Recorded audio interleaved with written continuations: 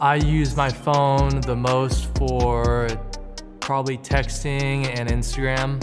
I don't use computers too often. Right here we got my custom laptop from ROG. They hooked me up with this thing. This thing is sick. Use it for... Jokes aside, today I want to talk about the role that a jock has in skateboarding, especially nowadays. Thinking back to the SOTY 2022 decision that recently happened, you can look through the comments and see that a lot of people's reason for why Nyjah shouldn't win is because he's a jock, citing things like, well, he doesn't fit the vibe, or he wears kooky clothing, things like that. So I think we first have to dive into the meaning of what a jock is in skateboarding, because when you typically think of a jock, you think of a big buff guy in school. Technically, jocks are usually the popular kids in school, but in skateboarding, you have the popular skateboarders, then you have jocks, which are popular, but they're popular for all the wrong reasons, essentially. But that's where the contradiction comes in the sport. If the jock is wearing what they want to wear, let's take athletic clothes for an example, because a lot of people don't like how Nyjah Houston wears his shorts. In skateboarding, it's self-expression that people will cite as one of the best things about skateboarding. The fact that you can express yourself, wear whatever you want, do whatever you want, skate however you want. But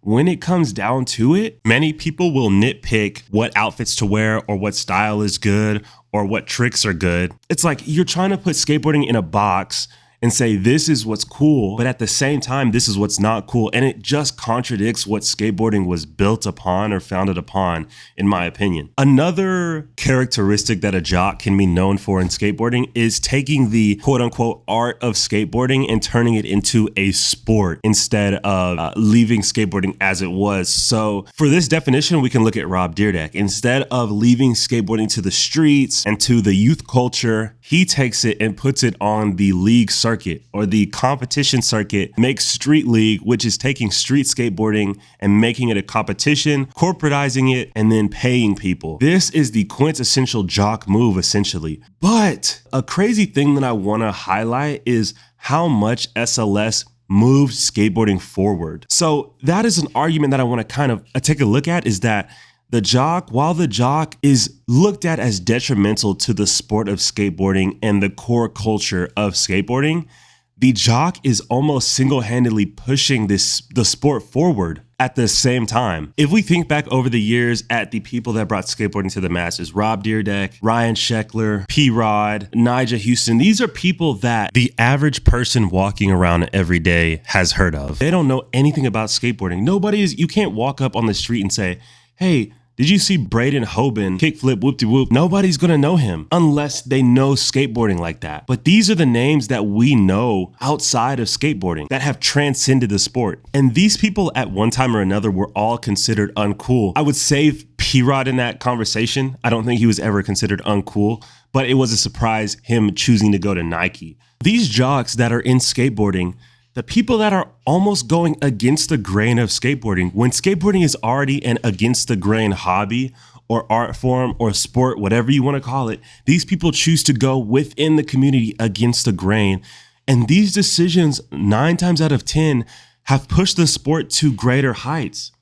We now have skateboarding in the Olympics.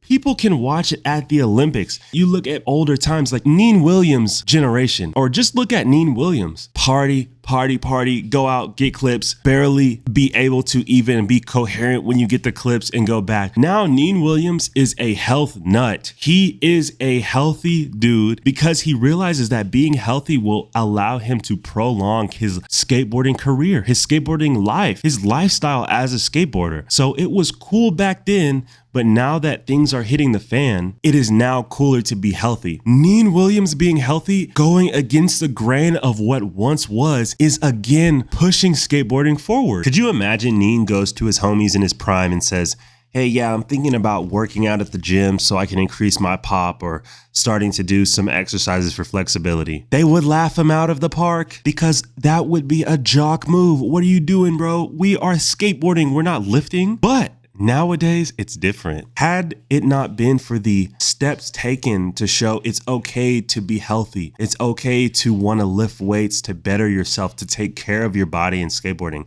had that not initially been pushed by jocks, today it wouldn't be permissible by Skateboarding Council today. That's why I think the jock culture really has a greater impact on skateboarding than you really think.